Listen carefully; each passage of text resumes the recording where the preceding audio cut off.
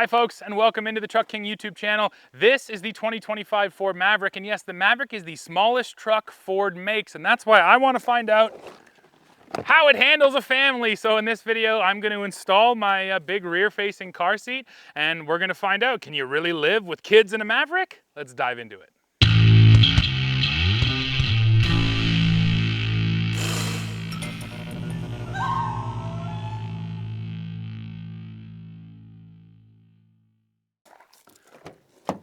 So we're really going to focus in here on the back seat for this video. I'll start by showing you how it folds. So this back seat, the entire back folds down.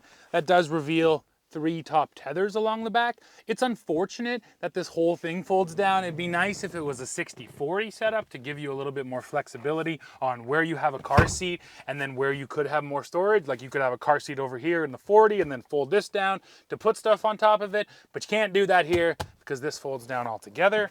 Same with the seat bottom. It folds up altogether and reveals quite a bit of storage space. I really appreciate how much is down here. You can also see these spots right here. Ford has actually put these in here to accommodate 3D printing your own accessories. So you can make little dividers and other little things that fit into these slots. That's kind of cool. And one neat thing is look how deep this is. It actually kind of goes up into this plastic over here.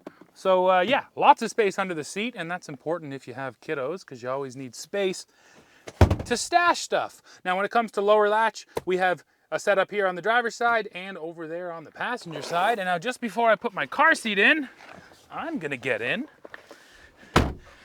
Now, Ford lists this at 36.9 inches of rear seat legroom, and it's actually quite a bit. It's enough for me, and this is my driving position, so it's pretty far back. I stand at 6'2". I have enough headroom here. I could legitimately sit in this back seat and be comfortable, and I don't say that in a lot of midsize and compact trucks. In fact, this truck has more rear seat legroom than a Toyota Tacoma, than a Nissan Frontier. So that is pretty cool that even though it's so small, you're getting so much legroom. And we'll see that how that affects the baby seat situation. So like I said, this is my driving position, and I'm going to install this seat rear facing because that's where it takes up the most space. And you're going to see right away, it's not going to fit. This baby seat cannot be touching this driver's seat. So let's take that out of there. Now this is just good advice for ever installing a child seat. You want to move this seat all the way up. Just get it out of your way. So I'm going to push it right forward, give myself some space to work, and then once that seat is installed, I'll go ahead and bring it back.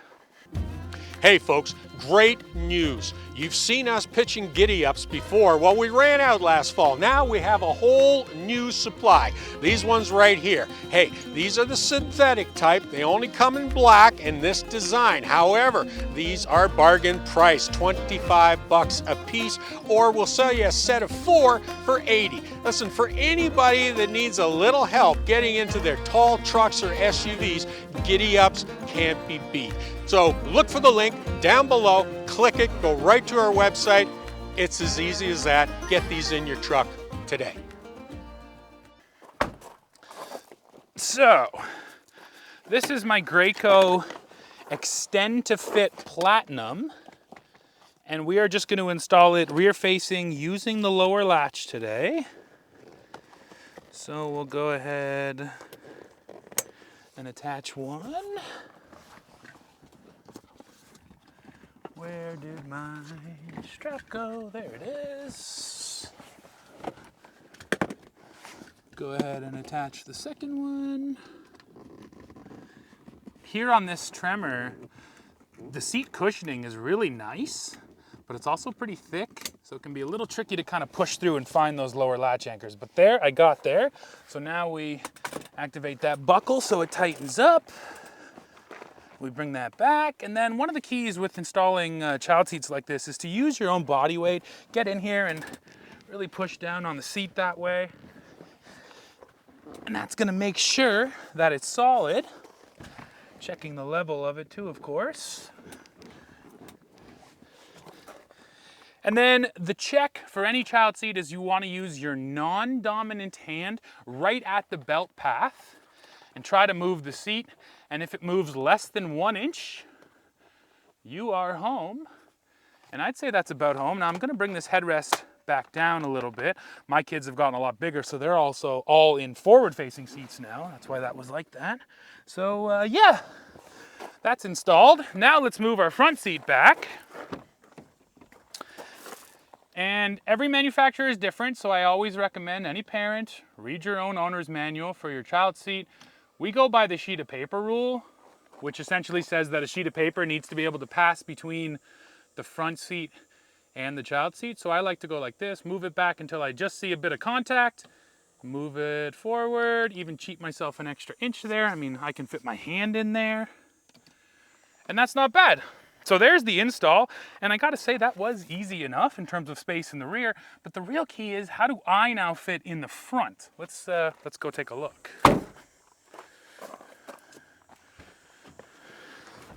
So, I can tell you right off the bat, this is a little bit closer up than I normally would sit if it was just me in here, but it's really not bad. In fact, I'm reclined a little bit farther than I like. I'd probably sit more like this.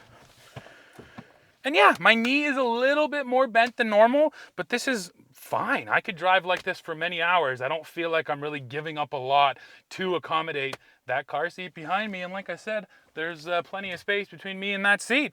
So I gotta tell you, overall, my general feeling is that this is a pretty decent truck to put car seats in the back. Now, you're not gonna get more than 2 back there. You're not gonna go 3 wide in a Ford Maverick. Most mid-sized trucks, you probably shouldn't go 3 wide. It's not until you get up to half tons, which are considerably wider vehicles, that you can think about going 3 wide back there. So yes, this is definitely limited to 2 car seats. So I would say, if you're a family with 2 kids, a Ford Maverick is probably gonna serve you pretty well. And you're compromising a little bit with front seat space to fit the kiddos, but not a lot.